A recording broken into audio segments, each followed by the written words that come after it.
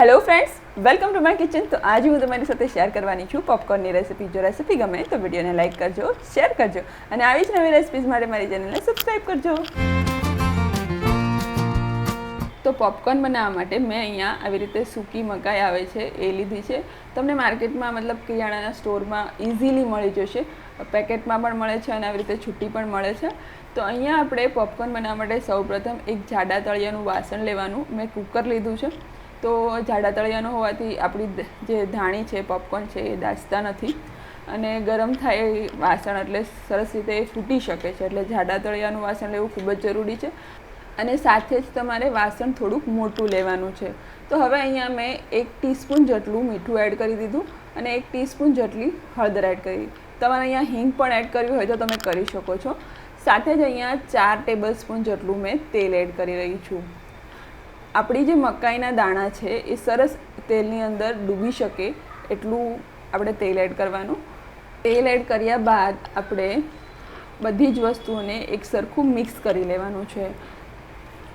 તેલની અંદર મીઠું અને હળદર સરસ મિક્સ થશે, એક સરખું મિક્સ થશે તો ધાણીની અંદર એક સરખો સ્વાદ આવશે, નહીં તો સ્વાદ ખરાબ થઈ જશે. તો આ બધી વસ્તુ સરસ મિક્સ થઈ જાય એટલે આપણે હવે ગેસની ફ્લેમને ઓન કરવાની છે. તમે જોઈ શકો છો બધી જ વસ્તુ મેં એકસરખી મિક્સ કરી લીધી છે. અને હા, આપણે આ સમયે ગેસની ફ્લેમ હાઈ જ રાખવાની છે, લો કે મીડિયમ નથી રાખવાની. એકદમ હાઈ ફ્લેમ પર આપણે તેલને ગરમ થવા દઈશું અને ઉપર આપણે કુકરનું ઢાંકણ નથી ઢાંકવાનું, થાળી ઢાંકીશું. જો ઢાંકણ ઢાંકવું હોય તો આપણે એની ઉપરથી સીટી કાઢી લેવાની છે. તો હવે તમે જોઈ શકો છો તેલ ગરમ થઈ ગયું એટલે આપણી ધાણી છે એ ફૂટવા લાગી છે. તો હવે આપણે થાળી ઢાંકીને એને થવા દઈશું. જ્યાં સુધી ધાણી ફૂટવાનો અવાજ આવે છે ત્યાં સુધી જ આપણે રાખવાનો છે. પછી આપણે એને બંધ કરી દઈશું. અંદાજે 1-8 મિનિટની અંદર આપણા બધા જ પોપકોર્ન તૈયાર થઈ ગયા છે. તો હવે આપણે ગેસની ફ્લેમને બંધ કરી દેવાની છે. અને તમે જોઈ શકો છો આપણા મકાઈના દાણા ફૂટીને 50 ગણા થઈ ગયા છે. એટલે હંમેશા આપણે વાસણ મોટું જ લેવાનું. તો આ પોપકોર્નનો આનંદ તમે મૂવી જોતાં જોતાં, ક્રિકેટ મેચ જોતાં જોતાં, બાળકો કાર્ટૂન જોતાં જોતાં, સાથે ફેમિલી ગેટ ટુગેધર હોય ત્યારે ફેમિલી સાથે આ ખાવાની બહુ જ મજા આવે છે અને ઝટપટ બની પણ જાય છે.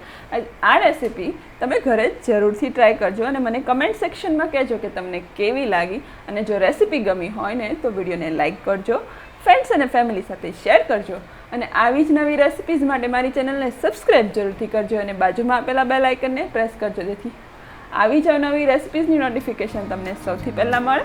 Thank you for watching.